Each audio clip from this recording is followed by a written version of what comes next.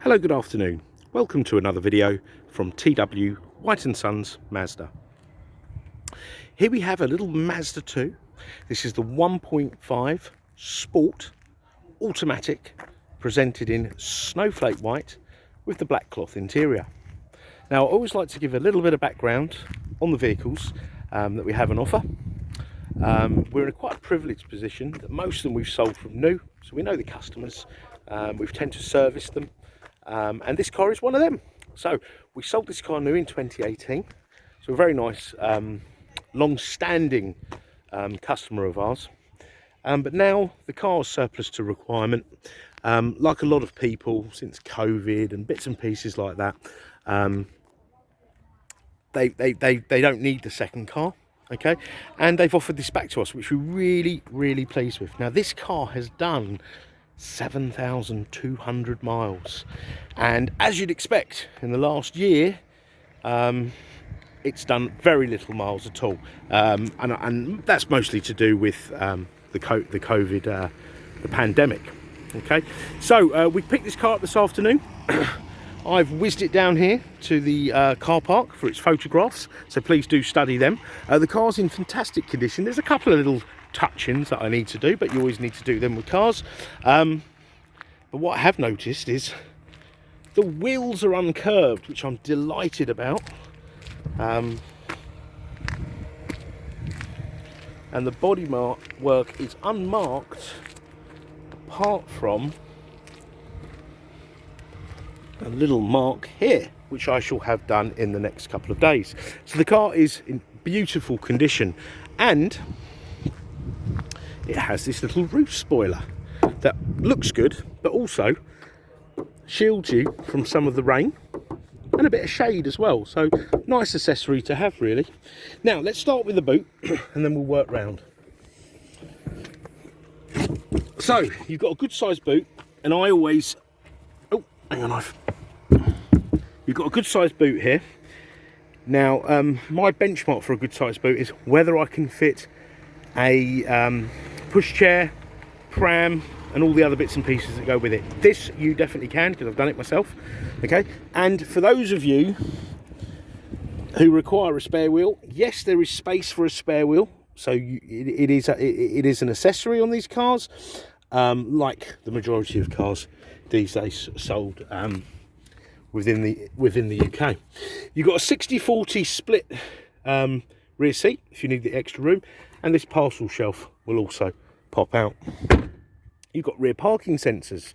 You've got the privacy glass for the rear windows, diamond cut alloys. You've got electric folding wing mirrors, and you've got this very clever keyless entry. Okay, so you don't need to take the key out and press the buttons on the key fob to unlock the car. But look at this, look at the condition. Look at the condition of this car. I know you often hear people saying, oh, the back seat's never been sat in.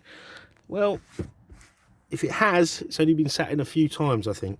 Now, you also get ISOFIX anchorages for the outer two rear seats, and for those of you who are going to use child seats. Okay, so I'm going to make my way into the car. You've got your electric windows, auto folding wing mirrors, so you can set that on the auto setting. So when I lock the car, the wing mirrors will fold in. You've got height adjustable front seats that operate like so.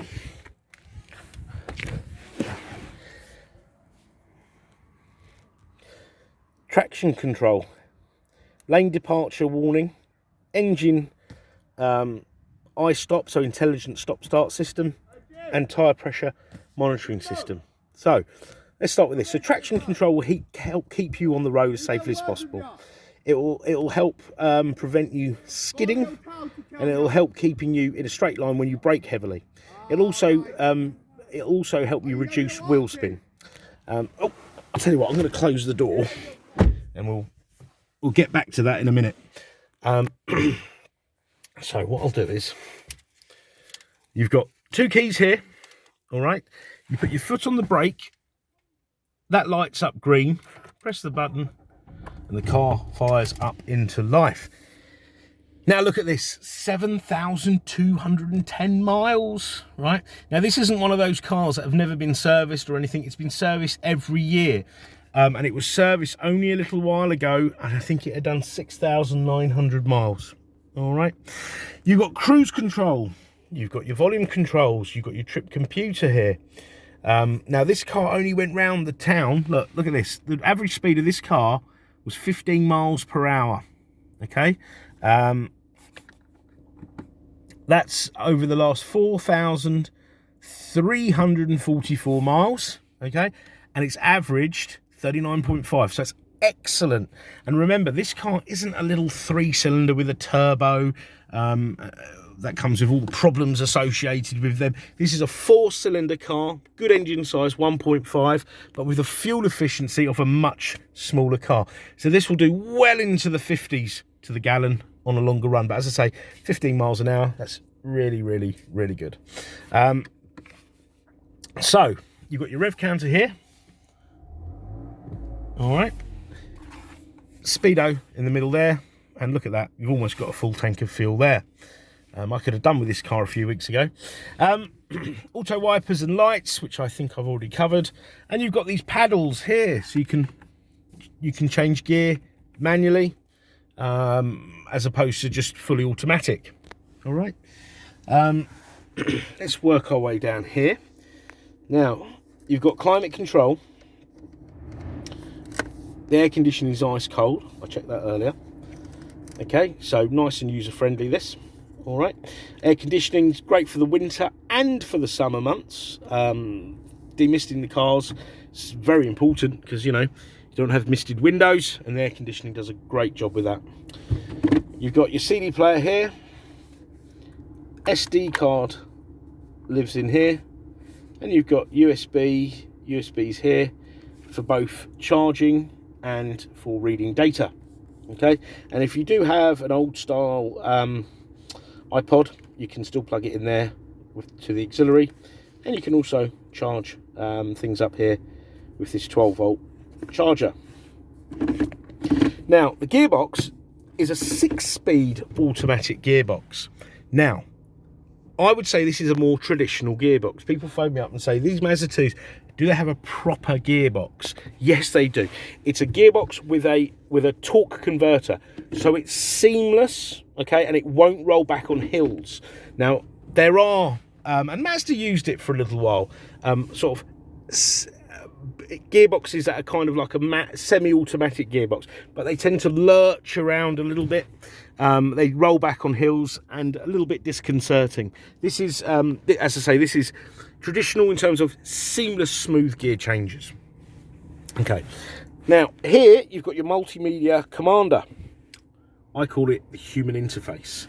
Now this is touchscreen, but once you start moving, that disables as a touchscreen, and you need to use this multimedia commander. So let's start here on the left. So you've got a few apps here, okay, MPG. Now remember, I spoke about iStop. So, oh yeah, we can go back to this now. So when I spoke about iStop, that will switch the car's engine off when you're in traffic, when the car's at its ready status. So that means the engine is running at its correct temperature, the battery is at its correct charge, the air conditioning isn't zapping up too much power. Okay, see, at the moment the battery's not got this sort of circle round it, means the battery isn't fully charged yet, therefore the car won't switch itself off, okay, because it will put too much strain on the battery. All right, now if you don't like the system, you can often turn it off, but it's great because it will ultimately save you fuel. Now this button here, this is the lane departure warning system. So if you were to veer out of the lane without indicating, the car thinks perhaps you didn't intend to do that, so it will bleep or it will rumble, just to warn you. Okay, vehicle status monitor, warning, guidance, maintenance, reminders. You can also upgrade this system for those of you who like your tech to have Apple CarPlay and Android Auto. So then you can mirror your phone's apps and navigate them through this system, which is quite useful. You can then use things like Google Maps, Waze, Spotify, WhatsApp, etc., etc. Entertainment. This car is very entertaining because you've got your traditional FM AM, okay, but you've also got DAB, which I believe is here to stay because a lot of FM stations are switching off. AHA Stitcher are internet apps. I've never used them. And once your phone is paired up, you can obviously use all the phone functionality. But you can also stream any music from your phone. And then you can access the USBs, as mentioned earlier, and listen to music stored on them. Okay, look, just to show you, in case you're not familiar with DAB, there is something for everyone, no matter what part of the world, what interest in different musics, etc. I'm sure you'll find something on here to your liking. Okay. Communication. So once the phone's paired up, you can access your call lists, phone book. If you've got an Android phone, it will also read your text messages to you. Okay, another excellent feature. And then the navigation. This is a very comprehensive navigation system, which I believe, once you know how to use it, it's dead easy to use. So most of us would search under postcode. You have to put a space in the postcode as it's written, and off you go. You can change your routes, i.e. shortest, longest, closest, quickest, avoid motorways, and you can... I once drove back from the south coast in a car, wanted to keep the mileage to a minimum. I chose shortest route, and I went down some roads I didn't think ever were roads or existed, and it was very scenic and very interesting. But yeah, you can have those different route options. Most of us would be looking for the quickest route, of course. You can also look for places nearby. So, for example, off late, I was always looking for petrol stations. I think we all were. Petrol stations with fuel. And it will give you the petrol station's name, the direction, okay, and the distance. You can set up a hotspot from your phone, so your car is connected to the internet. Excuse me. And that would mean you get fuel prices. You'd also get live traffic updates, etc., etc. Okay. Right, back to this. So we've covered navigation. Now let's go into the settings page. So you can turn off this display, play around with the brightness, contrast, etc. Safety. The car's got smart city brake support, lane departure warning, which we've covered, and it has parking sensors. Okay, there is a parking sensor indicator, which is there, and then you know which direction the hazard is coming from, or is, I suppose. Smart city braking. Best way I can explain this is if you're doing under 20 miles an hour, so I don't know, you're in stop-start traffic, it's a warm day, you're really bored, you're like, oh, when's this going to start moving? And you look out the window, you get distracted, your eye is off the road, but you're creeping forward. Should you get too close to a car, a person, that wall ahead of us, the car will apply its brakes, okay? There must be no driver input, so you're not turning, accelerating. You know, it's really, the car feels that, you know, you're not intending to do it. Now, the great thing about this, and it works by a camera up here, by the way. The great thing about this is cars with this are recognised by insurance companies. It should reflect in, well, it does reflect in the insurance groupings, and it should reflect in your insurance premium. So a very good system, a good feature, sorry. And I think you'll find that it's probably going to be compulsory on a lot of cars, or most cars sold within the UK in the future. Sound system, it's got a fantastic sound system. I tend to just listen to like LBC radio and things. I've become very boring. But when I have put in the odd CD or gone onto DAB or streamed some music, so it's a very good sound system. I know years ago, first thing you do, you'd upgrade your sound system, but it is very good as standard. The clock is GPS synced. It's set on 24-hour. You can change that, of course. So you never have to change the clock. I know the clocks are going back soon, or forward. I can't remember now which way it goes. But I had a customer once, Ed Stewart. I remember him from television as a kid. Crackerjack. He used to see me twice a year just to change his clock. Yeah, with GPS, you don't need to do that. Vehicle settings, rain sensing wipers, they're activated. Okay, so they'll turn on, they'll go faster when the rain is denser. You've got some door lock settings, lighting, speed alarm, turning settings. So for example, 3 flash indicator volume, low and high. These are things, I don't know, I probably would never discovered if no one showed me. Door lock, right, I'm going to turn that on high. Keyless lock volume bleep, high, okay. Walk away lock on, okay. So what happens now, when I walk away from the car with the keys on my person, the car will recognise this and lock, and it will bleep at a high volume, just to let me know.